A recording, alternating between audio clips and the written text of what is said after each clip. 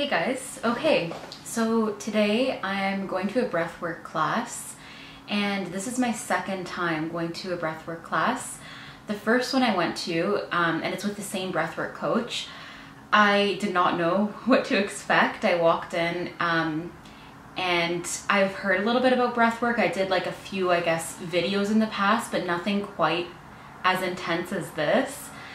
So I met this woman, Mira, and we're going to talk to her today. I'm going to interview her. I'm going to take you guys along with me to the breathwork class, and you're going to see how she leads it. So she teaches elemental breathwork.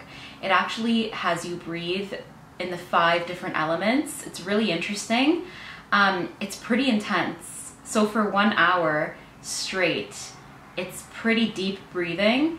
And for me, at the last one I went to, at the end of it, I had a huge emotional release, and I wasn't even expecting that, but I had this moment where I actually felt like I connected with my inner child, and just that inner Alexia who had so much anxiety and was always fearful and scared. I was able to like meet with her and allow her to feel safe, and I just like cried and let everything out. And I just in that moment realized how profound breathwork actually is. I felt amazing afterwards. It was like a release that I hadn't ever felt before. And as you guys know, I'm super passionate about all things healing. I see how important it is today for not only myself, but for many people in the world. And what I'm trying to do is bring forth amazing human beings who are within my community, showing ways that we can actually heal. And breathwork is one of those tools. It's a God-given, built-in tool we have to actually help us with our emotions. So I'm really excited because I'm going to a class today, and this time, like I said, I'm going to sit with Mira and I'm going to talk to her. I'm going to ask her some questions about breathwork so you guys get to learn a little bit more. I'm going to show you how the class kind of works and the style, and yeah, I'm just going to get ready to go now. Come along with me. Okay, so we're told to wear something comfortable because of course, you don't want to have to worry about anything too tight that's on, so I'm just gonna wear some leggings, a t-shirt, and that's pretty much it. Tie my hair back in case I need to, and I'm gonna show you guys also what I'm gonna be bringing along with me, because there are stuff that is required to bring. Okay, so first thing, we're told to bring an eye mask, because as you're breathing, you're supposed to keep this on so you're not distracted by other people's experience, so that's one thing that'll be coming with me. You gotta bring your yoga mat. Ooh, it's coming done. But yeah, the yoga mat is what you're gonna be laying on throughout the whole breathwork journey. Water bottle, much needed. You can imagine when you're breathing heavily for an hour, you're gonna need some water after, so. And then you're also advised to actually bring a blanket and a small pillow, but I'm borrowing that from Mira. But if you are going to a breathwork class, they might supply it there, but you're probably gonna wanna bring yours to feel super comfortable just in case. Okay, I found this really interesting when Mira had invited me to the last breathwork class. I'm gonna read it off my phone, but apparently she recommends that 3 days prior to the breathwork event, you should avoid meat, sugar, alcohol, spicy and heavy foods, and smoking at least 3 days prior. And I don't know why that is, but I'm assuming that it's because this type of breathing is so detoxifying that if there are, I guess, things in your system, they might come out. I'm not sure. I'm gonna ask her about that when we see her, because I think that's pretty interesting. She also said here that it's recommended to spend time in nature on the day of the event. Avoid technology the day of the event. Oops. And avoid arguments and conflicts, and set some intentions. So right now, I think after I'm done reading through this, I'm gonna set some intentions with you guys and show you what I want to get out of the experience. Yeah, so let's set those intentions now. I'm gonna get ready to leave soon. The event is in downtown Toronto, so I'm gonna Uber there. I'll take you guys along for the ride, and once we get there, we're gonna set up. And yeah, I'm super excited about this one.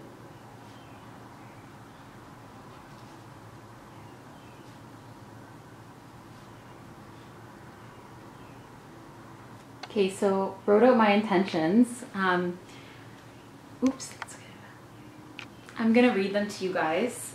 I don't mind sharing them because I'm pretty open, and I think that if somebody's never set an intention before, it's so simple, and this is how simple it can be.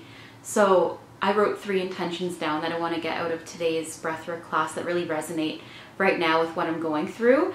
And I think that's the important thing in setting an intention. Going into something that's powerful, whether it be breathwork, yoga, meditation, plant medicine, like having that intention about what you'd want to get out of it, the kind of state you want to be in, and just clarity on what there is to heal in your life at the moment will really help set the tone, because it's not like you necessarily have to hold on to that expectation that you're going to get something really, really profound out of the experience, but to know what's in the background that you want to heal is really important. So for me, in breathwork, one big theme in my life right now, in general, whether it be in relationships, in situations happening in the world, in my own life, is to let go of control. Knowing that I can't control other people, circumstances, events that transpire, but I can control my reactions. Another one I wrote down for an intention is to get into more of a space to be okay with not pleasing everyone. Because for me, my whole life I've come from not wanting to make other people feel bad and feeling guilty if I make someone upset. But in the past little while, I've really been working on the wound of speaking my truth a lot more, being authentic, and honoring myself and my boundaries, even if that might make someone upset, which has been so hard for me because I can't stand the fact of not being liked or somebody being mad at me. And at the end of the day, I know logically that that doesn't have anything to do with me and I can't control it, but it's something that I'm working through, and we're setting that intention today. And another intention I set, the last one, was to build more safety and trust in myself. And what that means to me is I feel like the deeper safety and trust you have in yourself, the deeper experience of life you can actually have, because you're free to really be present and experience and just really be in your body, which is one of the biggest things I've been healing in the past few years. So those are my intentions for today, and I'm really looking forward to seeing what comes up. So this is when I started to make my way downtown to Toronto, Ubering down, getting really excited about what was in store. I'm going to show you guys a little bit of behind the scenes. This is Mira, our facilitator, my friend. She's the one who's guiding us through the journey and the elemental breath work. Before we get started breathing, she gives us this amazing tea. She actually picked this tea from Bulgaria, which is where she's from. It was delicious. And then before we get into laying down in the actual breathwork session, which I didn't film because it's very personal, we did some practice breathing, all the different kinds that we would be doing when we really got into it. And now you're going to hear our interview where we talked about all things breathwork. Okay, so we just did a breathwork class with my friend Mira. And Mira is a breathwork coach and facilitator, could I call it? Yeah. And we actually met at a retreat, a meditation retreat called Vipassana. We connected, and I wanted to share a little bit about who Mira is, her story of how she got into breathwork, and if anybody is interested or has heard of breathwork and want to know the benefits, they want to know if it's right for them, Mira is going to let us know what some of those benefits are. So first off, for the people, can you let us know who you are and what called you to breathwork? Yeah, absolutely. I love that story. So my name is Mira Kopanarov. I'm a breathwork facilitator. I'm trained in elemental rhythm breathwork and holotropic breathwork. I'm also a mindfulness practitioner, and I'm an artist. So I combine all of these wisdoms and modalities into a practice that is intended to help people deal with the effects of the burnout economy, the way I call it, or being a human in modern world, or trauma. And the way I found breathwork was through my own healing journey. 5 years ago, I experienced a monumental life crisis that left me with symptoms that we thought I had a stroke. So I've lost my vision, I lost my speech, I felt trapped in my body for a short period of time, but long enough to realize that something was wrong. So as I embark on the journey of finding a natural way of healing myself, or truly to understand what is going on with me, which I later on learned it's called spiritual emergence, it's pretty much when we start awakening to our true being, to the most authentic self that we could be in this life. And I discovered breathwork, and it was this profound connection between body, mind, and spirit that nothing else gave me. So one thing led to another. The practitioner that was performing the breathwork for me came to me and said, "Mira, I really think you should become a breathwork facilitator." And a part of me was already thinking about that. So it's interesting how the universe and myself aligned, and I loved it. My journey keeps expanding. Breathwork saved my life, in a sense. That's what I keep telling people. It saved and changed my life because I'm applying the wisdom in everyday life. I can see how it can have these benefits in every aspect of my existence. So truly an incredible modality, and it's available to all of us. Pretty much breath is the first thing that we have in life and the last thing, so it's us and our breath. It's very special. It is. It's our God-given tool that is always available to us. And it's so interesting how a dark night of the soul or a crisis can bring us forth into what we're called here to do, and it sounds like it's so aligned as a part of your mission.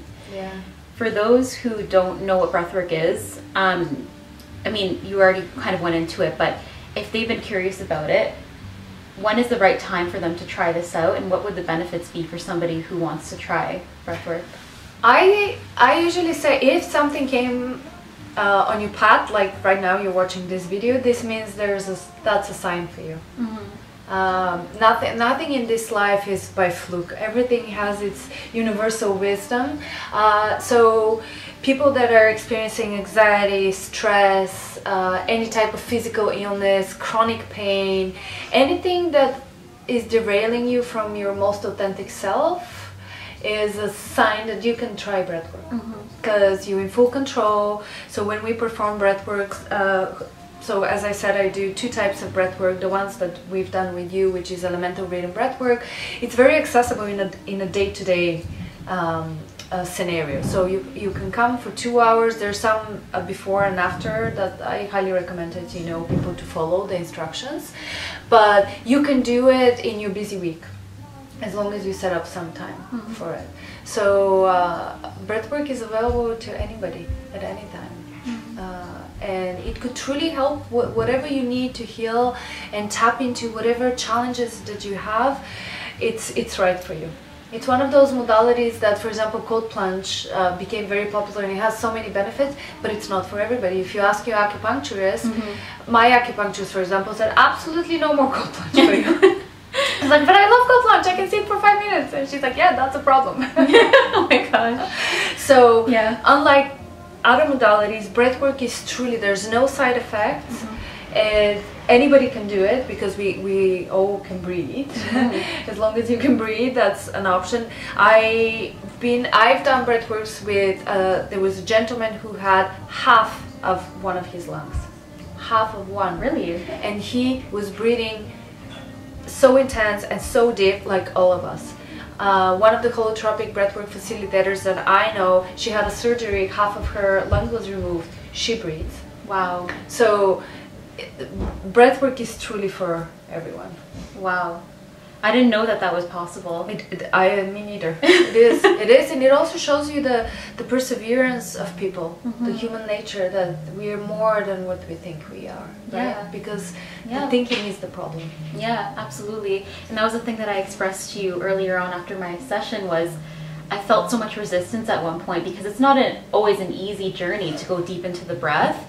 But it's in that experience of going deeper and allowing yourself to push against the resistance that you actually see your resilience and strength. And I think that's what's available with breathwork. And that's where you have your best, I think, emotional releases as well, when you go really deep and you allow yourself to go deep.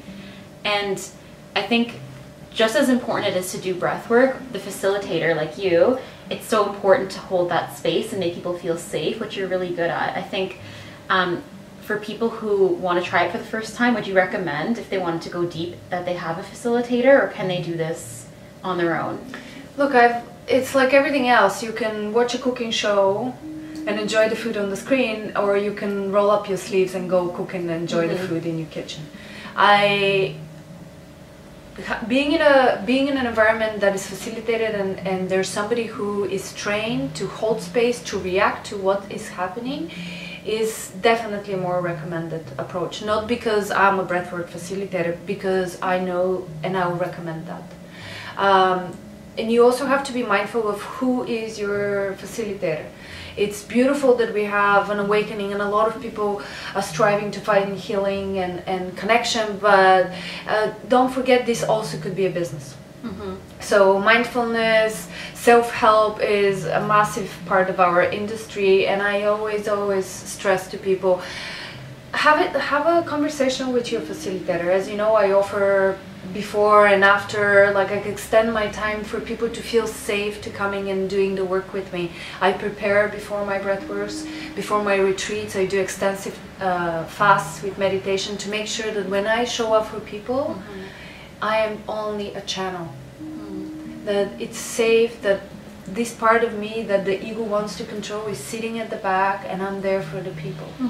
I solely focus on the breathers when they come in. In holotropic breathwork, our training is close to 4 years. So we study body work, we study ethics, we extensively study the cartography of the psyche to know when people start unpacking from the depths of their unconscious. You have to be ready to hold them. You have to be ready not to send them off, and it's irresponsible if you do that. And that applies to any modality out there. It doesn't matter if you're going to a psychotherapist, hypnotherapist, you always have to follow that inner feeling. A lot of modalities, as you know, you become very emotional in breathwork, and it is not recommended to go to somebody who is looking only to push your emotions, because that sometimes is a result, right? Oh, I cried, therefore it was successful. Like that should be the only success at the end, but if someone's saying that, that's not the right way. Yes, if somebody is pushing to do that, it's not ethical, right? Like you have to allow people to go through the natural way. Their own process, Yes. So these are all important things for any type of facilitator, and I encourage people to ask questions, to be curious, and we're only human at the end of the day, but you have to make sure that the person who's on the other side actually has your best interest at heart, right? Yeah, absolutely. For people who want to know more about you, or where they can take your classes, where can they find you? The website that I try to put all the most current information is called breathefeelheal.org. So this is where I post all the classes. I currently operate from the Inner Arts Collective, where we're hosting today, which is a cooperative space for alternative healing practitioners. So it's a beautiful facility. So we hold more intimate classes here. I also do classes with the Toronto Botanical Gardens, which you had the pleasure of coming. So I was invited to do another one in the fall. This is a monumental program because it's a city-run facility. It's one of the most natural settings in Toronto, surrounded by so many species of herbs and trees and plants. It's a beautiful experience. I also do individual sessions, so they're more targeted. We work specifically with you. What is coming up for you, it's much more directional for the person. Those are very deep. And I do my reconnection retreats, where we leave technology, I take care of your food, we breathe in nature, and this is where deep work is usually done. Yeah. So different modalities that you offer, but all leading back to the same thing, which is helping to guide people through their own healing and their own journey. Yeah, and learning how to cope on your own too. I feel that a lot of modalities, and I mentioned that to you, nowadays we get attached to the raft, being either hypnotherapy or plant medicine or whatever it is, and we forget to integrate that experience. Or we heard about integration, we journal once, we journal twice, then we feel guilty we haven't done it and we stop. For me, I'm probably one of the few practitioners that really focuses on integration. And it's more important than the breathwork itself sometimes. Yes. Yeah. I agree. Yeah, so it's when I got called to this, it was due to the integration. So I've documented everything. I've created my own system. Like, it's taking me 5 years to be able to actually synthesize the experience with the research, with the practicum, and now having all these beautiful souls coming to me. It's a process, and it takes for the rest of your life. So anybody that's looking for a quick fix or the easy button, that's not it. So yeah, that's it. Well, I think that's amazing. Thank you for sharing with us so gracefully, and I will definitely let people know where they can find you, and thank you guys for listening to Mira and I. Take care.